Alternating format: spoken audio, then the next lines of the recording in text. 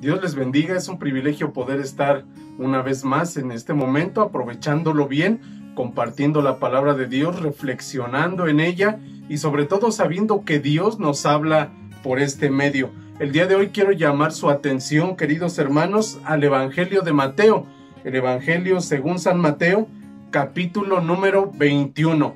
Los primeros 11 versículos de Mateo, capítulo número 21, y quiero darle lectura, aunque los vamos a ir viendo poco a poco. Quiero hacer la lectura completa, y dice de esta manera la palabra de Dios: cuando se acercaron a Jerusalén y vinieron a Betfagé, al monte de los olivos, Jesús envió 2 discípulos, diciéndoles: id a la aldea que está enfrente de vosotros, y luego hallaréis una asna atada y un pollino con ella. Desatadla y traédmelos. Y si alguien os dijere algo, decid: el Señor los necesita, y luego los enviará.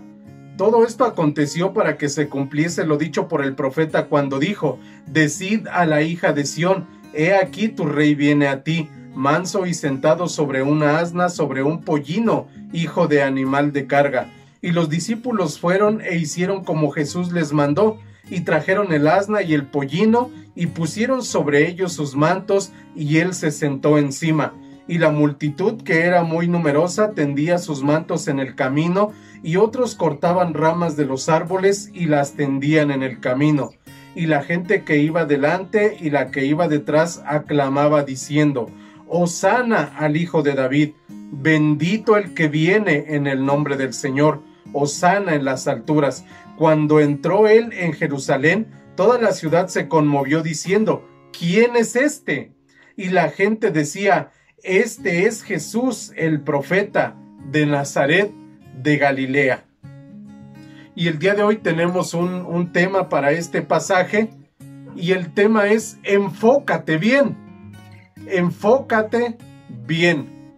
Se dice que un señor que era floristero o florista estaba trabajando, se sentía muy atareado en su negocio, se sentía presionado, y entonces vino un hombre y le hizo un encargo y le dijo: Señor, quiero que me ayude. El día de hoy voy a inaugurar un negocio y quiero poner un listón donde haya una felicitación por la apertura del negocio, pero al mismo tiempo quiero que tenga flores a los lados, sobre el mismo listón, pero aparte algunos arreglos a los lados, que se vean muchas flores. Entonces, por favor, necesito que me ayude usted con eso. Y entonces el hombre le dice: anóteme por favor aquí su dirección, su nombre, a dónde va a llegar el arreglo y demás datos. Y bueno, así lo hizo el hombre, le agradeció mucho, se retiró, le dijo: a tal hora necesito que esté allí el arreglo. Y el hombre dijo: a esa hora allí estará. Solo le pido que también anote por favor el horario para que no se me vaya a olvidar. Llegó el momento de la inauguración del nuevo negocio, y entonces el hombre venía contento y venía dispuesto a inaugurar su nuevo local. Ya estaba la gente lista, ya estaban todos esperando, y cuando él llega se encuentra con una grata sorpresa. Y digo grata de forma irónica, porque era una corona de difunto. Y entonces la corona, como todos sabemos, tenía un listón en medio y decía: lamento mucho esta situación, me conduelo con ustedes. Y abajo tenía el nombre de la persona que había hecho el pedido y decía: descanse en paz. Evidentemente el hombre se molestó muchísimo, como decimos, andaba que echaba chispas, y llama al floristero muy enojado y le dice: oiga, pero si yo lo que le pedí fue un arreglo así y así, y usted me manda una corona de difunto. Y le reclamó con mucha energía. Y entonces alguien que le ayudaba al floristero dijo: no, eso es poco comparado con lo que ocurrió en el funeral, porque en el funeral estaba el listón con el arreglo de flores y decía: felicidades por tu nuevo local, esperamos que puedas prosperar y disfrutar mucho en este nuevo lugar, en este nuevo sitio. El no estar enfocados en lo que debemos, el desatender El ver las cosas de una manera distinta por estar ocupados en algo de menor importancia nos lleva a entender las cosas de una manera incorrecta. Eso nos pasa a todos los seres humanos y al pueblo de Israel, incluso a algunos seguidores de Jesucristo, les ocurre lo mismo.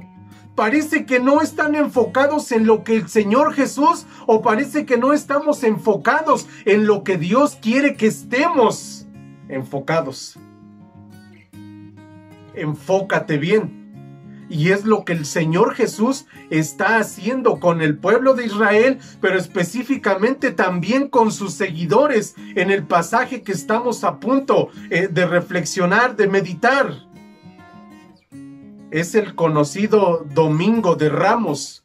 Algunos le llaman la entrada triunfal, Domingo de Palmas. Bueno, pensando en lo que el Evangelio de Juan dice, que tendían ramas de palmera sobre el camino mientras el Señor Jesús iba pasando montado en un pollino.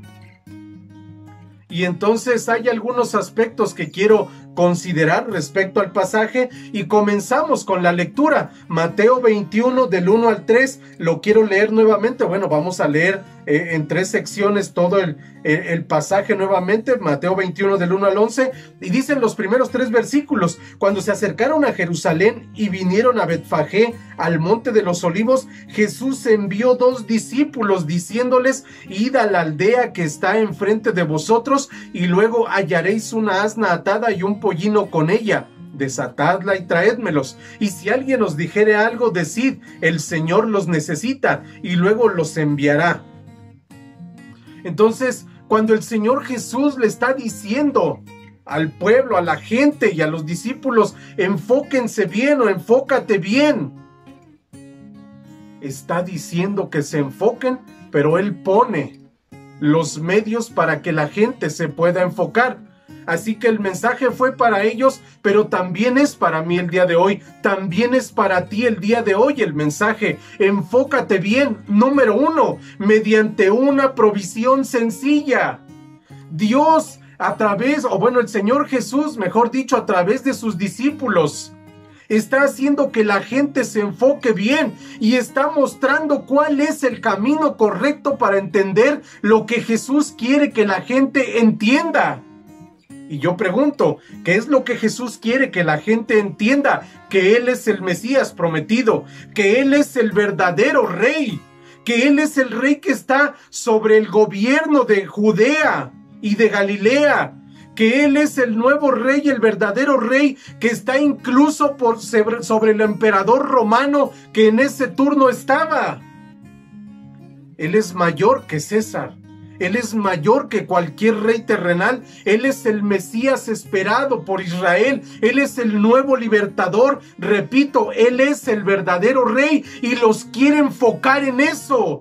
Que su mirada no esté en otro lugar. Que su atención no esté en cosas que no deben o que no debe estar. Enfócate bien. Y el Señor Jesús comienza a poner el enfoque usando una provisión sencilla. ¿A qué me refiero con eso? A los elementos que encontramos en estos primeros 3 versículos y tal vez en los siguientes versículos, que serían el 6 y el 7.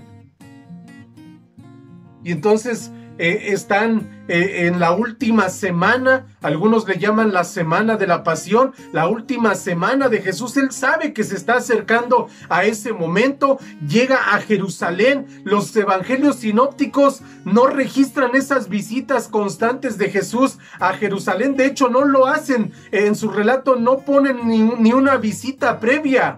Parece que todo el ministerio de Jesús está enfocado en el norte, en Galilea.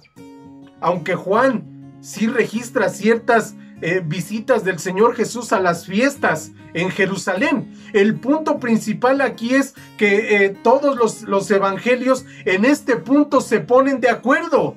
En todos los relatos anteriores solo habían coincidido los 4 en la alimentación de los 5,000. Los demás relatos iban variando, pero aquí todos llegan al mismo punto y se ponen de acuerdo para relatar este último domingo del ministerio del Señor Jesús, y es la entrada a la última semana que vivirá en Jerusalén, estando como encarnado en esta tierra, siendo humano, siendo hombre. Y entonces cuando digo que lo hace mediante una provisión sencilla, los quiere enfocar. Y el primer elemento es que manda a sus discípulos. Y la sencillez no solamente se muestra en la forma de hacer las cosas de parte del Señor, sino que parece que los contagia de esa sencillez, porque hay algo que llama la atención, y es que en ninguno de los evangelios se dice el nombre de los discípulos, se dice cuántos eran, se dicen que eran 2. Algunos comentaristas dicen que eran Pedro y Juan, otros que eran Jacobo y Juan, otros dicen que eran Pedro y Andrés, otros dicen que eran Felipe y Natanael. No lo sabemos, no se nos dice quién de los discípulos era. Pudo haber sido algún otro discípulo que no era de los 12. No lo sabemos, y en esta tierra jamás lo vamos a saber. Pero lo que sí quiero que podamos entender el día de hoy y que nos ayude a enfocarnos es que el servicio a Dios debe ser de esa manera, debe ser lejos de los reflectores. No se nos dice el nombre y quedan haciendo un servicio en anonimato. Y si quieres servir a Jesús, enfócate en ello, en servir a Jesús. No importa si tu nombre es pronunciado, no importa si tu nombre está o no entre los reflectores. Lo que importa es servir a Jesús, es cumplir los propósitos que Él tiene. No interesa quién seas tú o lo que puedes hacer para Él. Lo importante es que tú te adaptes, te acoples y puedas ser partícipe de los planes de Jesús en esta tierra. Y vamos a ver y vamos a entender de qué se trata el asunto. Pero entre tanto, todo lo que tú hagas para Dios, todo lo que procures hacer para Él, procura que se lleve Él solamente la gloria. Si tu nombre aparece, qué bueno, gracias a Dios. Pero si no aparece, no te preocupes. Eso no importa, eso es lo de menos. Lo importante es que Dios sea glorificado. Y así va a suceder en este pasaje. Así que no sabemos los nombres, pero fue gente que obedeció. Fue gente que estuvo dispuesta a involucrarse en el plan perfecto de Dios. Y así lo estamos observando. El versículo 2 dice así: que el Señor les dijo: vayan a la aldea que está enfrente de ustedes, y luego encontrarán un asna atada y un pollino con ella. Desatadla y traédmelos. Desaten ese, es una burra, la mamá burra con el hijo burrito. Tráiganlos. Los otros 3 evangelistas solo mencionan el asno o el pollino, que no había sido montado nunca. Aquí dice que era el pollino o el asno con la mamá. Desaten esos animales y tráiganlos. Y ellos lo hacen así. Pero el versículo 3 nos dice: y si alguien les dijere algo, ustedes deben responder esto: el Señor los necesita y luego los enviará. Marcos dice: después te lo devolverá. Aquí hay otra persona de la cual desconocemos su nombre. Pero hay 2 cosas que quiero que podamos ver rápidamente. La primera es que esa persona parece que ya había tenido algún contacto con el Señor Jesús, y el Señor previamente le había anunciado que iba a necesitar los animales, y que cuando Él le mandara a una persona y que les dijera que el Señor los necesitaba, entonces Él pudiera prestarlos. Y aquí dice: Él te los va a devolver. Pero igual que los 2 discípulos, no sabemos el nombre de esta persona que prestó sus animales para el Señor. El enfoque y el interés del Señor no está en lo material, por eso hace las cosas de manera sencilla. No en un caballo, sino en un asno. Porque la entrada tenía que ver, algunos dicen, simboliza la entrada de un rey. Algunos hacen mención de la entrada de Jehú cuando se ha deshecho de Acab, de Jezabel y de toda su descendencia. Jehú entra con glorias a Jerusalén porque ha quitado de Israel. Bueno, aunque ellos estaban en el norte, pero de alguna forma la tierra se ha librado de estas personas perversas, y Jehú queda como rey, pero entra montado en un caballo recibiendo glorias, porque era un triunfador de guerra. Pero Jesús no está triunfando en ninguna guerra, lo vamos a ver ahorita más adelante. Y entonces entra en un pollino, señal de paz. Pero aparte de eso, nuevamente el anonimato de la persona que presta y da un animal, digámoslo así, le da un burro nuevo. Nadie se había montado sobre ese asno. Y entonces él dice, este es para el Señor, si Él me lo pidió, le da lo mejor. Nadie lo había montado. Y una cosa más que deberíamos nosotros entender es que Dios no improvisa absolutamente nada. El Señor Jesús no improvisó. Ya tenía un arreglo, muy probablemente. Ya tenía un acuerdo con la persona que le iba a prestar el animal. Y para cumplir sus propósitos en mi vida, en tu vida, tampoco improvisó nada.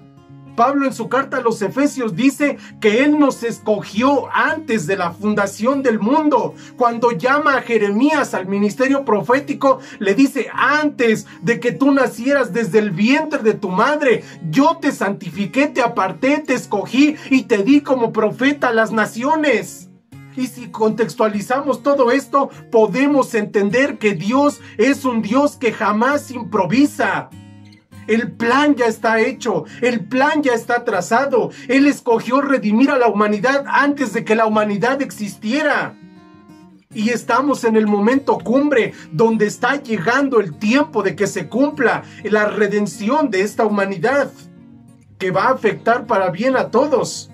Pero lo mejor para nosotros será involucrarnos en ese propósito y hacerlo de manera sencilla, a la manera de Dios. No importa que nuestros nombres no brillen en la tierra. Lo que importa es que estén inscritos en el libro de la vida.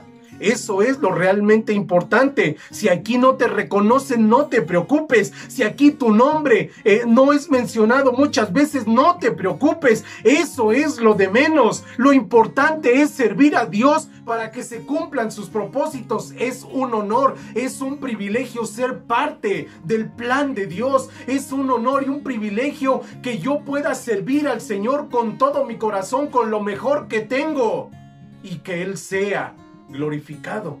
Así que Él hace que el enfoque sea correcto, sea adecuado,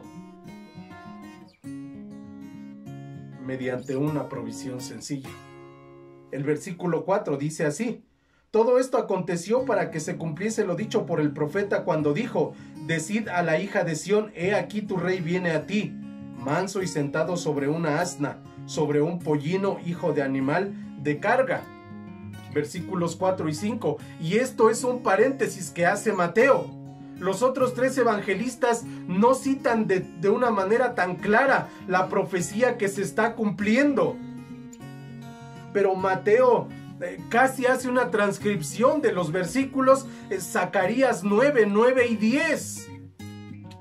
De hecho, me gustaría dar lectura. Zacarías 9, 9 y 10.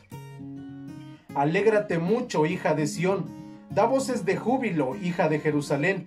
He aquí tu rey vendrá a ti, justo y salvador, humilde y cabalgando sobre un asno, sobre un pollino, hijo de asna. Y de Efraín destruiré los carros y los caballos de Jerusalén, y los arcos de guerra serán quebrados, y hablará paz a las naciones. Y su señorío será de mar a mar, y desde el río hasta los fines de la tierra. Dice aquí, y hablará paz a las naciones, y su señorío será de mar a mar, y desde el río hasta los fines de la tierra. Entonces, enfócate bien, mediante una provisión sencilla. Número 2, mediante una predicción cumplida.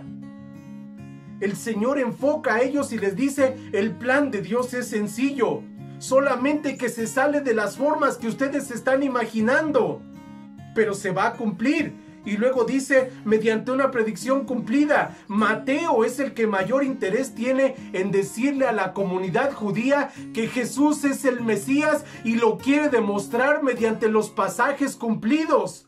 Si después usted hace una revisión del Evangelio de Mateo, vez tras vez tras vez está citando profecías, está citando pasajes que fueron anunciados en el Antiguo Testamento y los trae al Nuevo Testamento y dice, esto se cumplió en Jesús. Y este es uno de los pasajes que él utiliza para decir, se dan cuenta, Jesús es el Rey, Jesús es el verdadero Rey, es el Cristo, es el ungido, es el Mesías, el siervo de Dios, el Redentor de Israel, y hoy tenemos que decir el Redentor de la humanidad.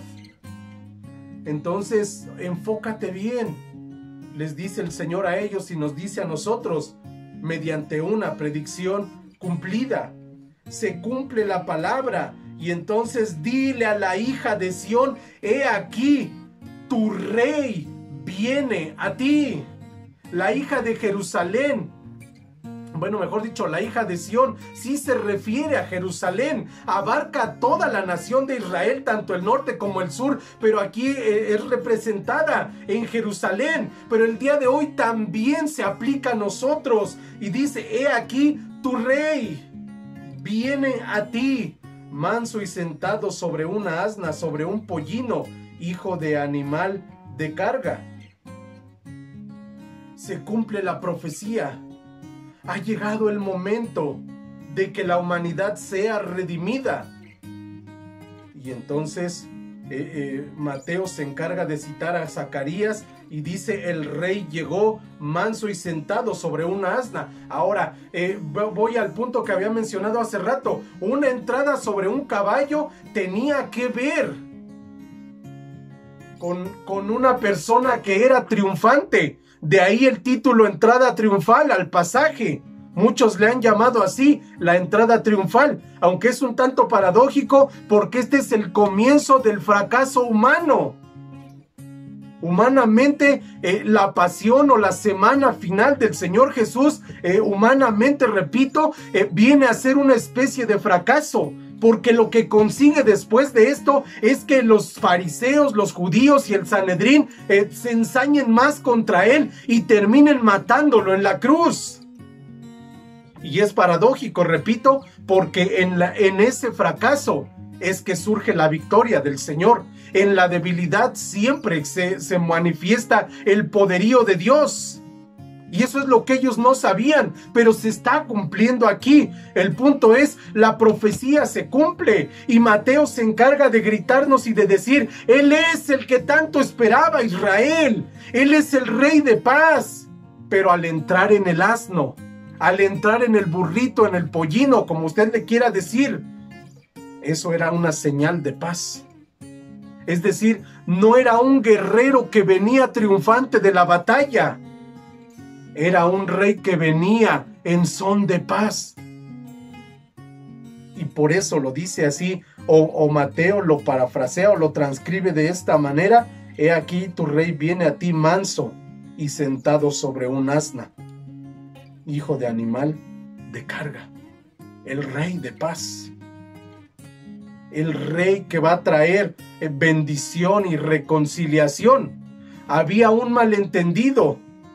Ellos están esperando un Mesías diferente. Ahorita lo vamos a ver adelante. Pero llega el momento adecuado y entonces Él se manifiesta y lo primero que se les está gritando es: no soy un guerrero triunfante, no soy un vencedor victorioso que viene de derrotar a una nación y que trae en sus manos la victoria y el botín. Yo no soy ese tipo de rey, yo soy un rey de paz, es lo que les está diciendo. Y el rey viene y entra en la ciudad, es aclamado, sí es cierto, pero viene, repito, a traer la paz. Versículos 8 en adelante. Bueno, leeré desde el 6, pero el énfasis estará del 8 en adelante. Pero no quiero saltarme los versículos 6 y 7. Y los discípulos fueron e hicieron como Jesús les mandó, y trajeron el asna y el pollino, y pusieron sobre ellos sus mantos, y él se sentó encima. Ahora sí el 8, y la multitud, que era muy numerosa, tendía sus mantos en el camino, y otros cortaban ramas de los árboles y las tendían en el camino, y la gente que iba delante y la que iba detrás aclamaba diciendo: Hosana al Hijo de David, bendito el que viene en el nombre del Señor, Hosana en las alturas. Cuando entró él en Jerusalén, toda la ciudad se conmovió diciendo: ¿Quién es este? Y la gente decía: Este es Jesús el profeta de Nazaret de Galilea. Enfócate bien. Número 1, mediante una provisión sencilla. Número 2, mediante una predicción cumplida. Y número 3, mediante una procesión suplicante. ¿Por qué digo que una procesión suplicante? Por lo que dice el versículo 9. Ellos ya lo vienen viendo y diciendo: sí es el Mesías. Hay quien ha dicho, digo esto como un pequeño paréntesis, o más bien hoy en día se ha entendido el término Hosana, y la gente usa el término Hosana como una expresión de alabanza. Y cuando dicen Hosana, yo veo que algunos hasta hacen así cuando cantan cantos que dicen Hosana y creen que eso es una expresión de alabanza. El término Hosana, de una manera literal traducida, significa salva ahora. Eso significa la palabra Hosana, salva ahora. Una traducción más contextualizada sería: sálvanos, te imploramos. Te imploramos, te rogamos, te suplicamos que nos salves. Sálvanos, necesitamos esa salvación. Pero ahora, ¿en qué está pensando en términos generales el pueblo? No todos, debo aclarar, porque el malentendido es, algunos comentaristas dicen, esos que están aclamando. 5 días después estarán diciendo: crucifícale. El domingo gritan Hosana al Hijo de David y el viernes gritan crucifícale. Debemos aclarar y decir: no todos. Tal vez una parte de eso sí, porque se decepcionan debido al malentendido y el Señor por eso los está enfocando a través de esa provisión sencilla, a través de la predicción cumplida, pero a través de esa procesión suplicante, porque ellos quieren salvación, sí es verdad, pero la salvación que ellos quieren es algo político y militar. Dicho de una manera más simple, quieren un Mesías que los libere del yugo romano. Ellos no quieren ser más vasallos de Roma, porque habían impuesto un yugo demasiado pesado sobre ellos. Y entonces ellos esperan un Mesías que venga, como repito, como Jehú, que derrotó a los enemigos y entonces entra a la ciudad. O incluso como la historia extrabíblica, aquel libro de los Macabeos, donde Simón Macabeo logra expulsar de Jerusalén y de la Tierra Santa a ese llamado Antíoco, que había hecho atrocidades, que sacrificó cerdos sobre el altar. Y cuando dice la historia extrabíblica, repito, que ese hombre logra expulsar a Antíoco, entonces entra a la ciudad y lo reciben de esa misma manera, pero fue un hombre que triunfó en la guerra. La diferencia aquí y el enfoque que Jesús quiere que se tenga es que él no es un guerrero, sino un rey de paz. Y paz en términos de reconciliación, no de ausencia de conflicto, sino de reconciliación. Es decir, el hombre debe ser reconciliado con Dios. Es un término maravilloso. Es un término impresionante, increíble, porque hablar de paz es hablar de reconciliación. Lo que ellos no habían entendido es que la salvación no era del yugo romano, sino de la esclavitud del pecado. Y el término sálvanos ahora conmueve el corazón de Jesús, porque en el relato que sigue, sobre todo según Lucas y Juan, el Señor Jesús, al entrar a Jerusalén, va a llorar y a lamentar sobre la ciudad, porque ellos no lograron entender que la redención, que la salvación, la reconciliación era un asunto espiritual. No era paz con los enemigos políticos, no era paz con enemigos de límites geográficos, no eran asuntos bélicos, no. Son asuntos espirituales, y la esclavitud más terrible es la esclavitud del pecado, y de esa esclavitud el Rey viene a liberar no solamente a Israel, sino a toda la humanidad, a ti y a mí. Todavía el día de hoy Él está buscando redimirnos de ese pecado. Él está buscando salvar a los pecadores. Él está buscando que nadie perezca, sino que todos procedan al arrepentimiento. Ese es el Rey de paz. Y la reconciliación implica dos partes que están en desacuerdo. Y entonces el desacuerdo desaparece y se ponen de acuerdo las dos partes. Una parte tiene que reconocer que falló, y la otra tiene que reconocer que estaba enojada con el que falló. Y el que falló pide perdón. Y el que estaba enojado con el que le falló otorga ese perdón y olvida la ofensa. Eso es reconciliación, y eso es lo que el Rey de paz vino a traer. Es decir, Él estaba o está en contra del pecado en nosotros.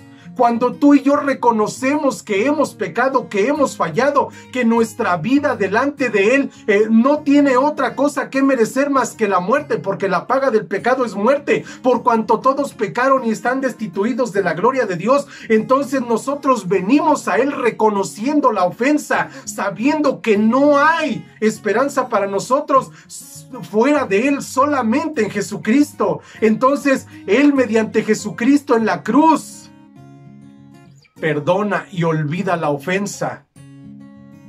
Como lo dirá el profeta, o lo había dicho, mejor dicho ya, el profeta Miqueas: ¿qué Dios como tú, que perdona la maldad de su pueblo, que olvida el pecado del remanente de su nación? Él nos perdonará y nos volverá a dar vida, dicen los profetas. No se acordará más de nuestros pecados, los sepultará en el fondo del mar. Ese Rey de paz es el que ellos no estaban esperando. Y Jesús trata de enfocar al entrar de esta manera en Jerusalén, y les está gritando: quiero que se reconcilien con Dios. Como le dirá Pablo en su segunda carta a los Corintios: os rogamos en nombre de Dios, reconciliaos con Él. Ese es el Rey de paz. La procesión suplica: sálvanos, te imploramos, sálvanos ahora. Hosana, tú eres el Hijo de David. Sí ven al Mesías, pero a un Mesías equivocado. Y Él les aclara: no soy el tipo de Mesías que ustedes esperan. Sí soy el Mesías, pero no a la manera de ustedes, sino a la manera divina, a la manera de Dios. Y el problema es eso, que nos distraemos como el hombre de las flores que cité al inicio, y entendemos las cosas de una manera y son de otras. Y Dios dice: hey, aquí las cosas son de esta forma, quiero llamar tu atención, enfócate bien. Y Él trata de enfocarnos mediante una provisión sencilla, mediante una predicción cumplida y mediante una procesión suplicante. Esta humanidad sigue clamando por salvación, seguramente de forma equivocada, seguramente de otra manera a la que Dios ha provisto. Pero lo que Dios llama, o a lo que Dios nos llama, es a enfocarnos en lo que Él ha dado, en lo que Él nos ha provisto. Y tal vez tú ya has recibido esa salvación, tal vez tú te has reconciliado con Dios mediante Jesucristo, pero hay personas que siguen clamando por salvación, que siguen diciendo: te imploro que me saques de esta vida en la que estoy esclavo del pecado, de la maldad, y que voy rumbo a la muerte eterna, y que estoy muerto en mis pecados ahora. Y al igual que esos dos discípulos, al igual que aquella persona que prestó lo mejor que tenía para que el Señor Jesús pudiera hablarle a la multitud, tú debes involucrarte y decirle a la gente: tu clamor tiene una respuesta. Tu súplica por ayuda, por salvación, tiene solución. ¿Sabes por qué? Porque el Mesías llegó. Porque el que entró en Jerusalén hace más de 2000 años quiere entrar en tu vida también el día de hoy. Y eso deberíamos estar celebrando, que un día la entrada fue en mi corazón y en mi ser, fue a mi vida. Pero al mismo tiempo debes colaborar para que esa entrada vuelva a ocurrir en la vida de otras personas. Sé parte del propósito, sé parte del plan eterno, maravilloso, bendito y especial del Señor. Únete a Él en el trabajo, únete a Él en lo que Él se ha propuesto, que la gente pueda conocer la libertad, que la gente pueda experimentar la redención, que la gente se reconcilie con Él y que puedan tener la verdadera salvación. Quiero invitarte a que tengamos una palabra de oración y reflexionemos juntos en estas cosas. Lo que Dios siempre busca es enfocarnos. Que no estés mirando a derecha, a izquierda, a ningún lado, arriba, abajo, no.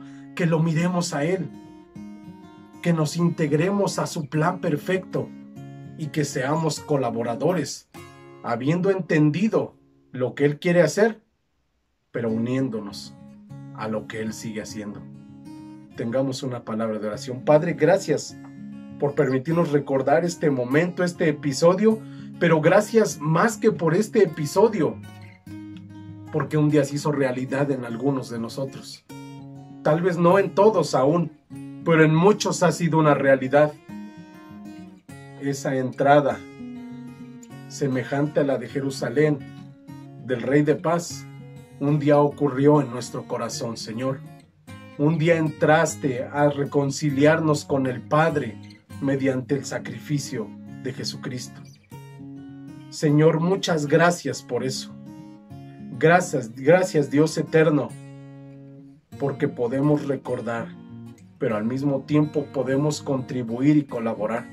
Y el día de hoy, además de agradecer, queremos pedirte, ayúdanos a ser partícipes para que la gente pueda recibir una respuesta a su clamor, para que aquellos que gritan, sálvanos ahora, para que aquellos que gritan, imploramos la salvación y la ayuda de Dios, puedan encontrarla. Algunos son o pueden representar a los discípulos que fueron a traer el animal. Otros podrían representar al hombre que lo prestó. Delante de ti, Señor, algunos representamos al animal mismo. Pero queremos contribuir, queremos colaborar, Señor. Queremos obedecerte y que tú seas glorificado en todas las cosas. Gracias por las lecciones que nos regalas a través de tu palabra y gracias por tu presencia en nuestra vida. Celebramos, Padre, celebramos el advenimiento de Jesucristo y celebramos la redención que por Él tenemos el día de hoy y podemos decir que somos libres, podemos decir que somos salvos en Él y que podemos disfrutar desde ahora de la vida eterna que tú nos ofreciste en Cristo Jesús. Gracias, Padre, por tu palabra, gracias por estos momentos. Oramos con acción de gracias en el poderoso y dulce nombre de Jesús. Amén y amén. Dios les bendiga, que tengan un tiempo excelente. Utilicemos esta semana no solo para recordar, sino en la medida de lo posible para compartir las buenas nuevas, lo que Dios es y lo que Dios ha hecho en la vida de todos los seres humanos. Pero sobre todas las cosas, invitemos a la gente a venir a Cristo. Que el Señor les bendiga.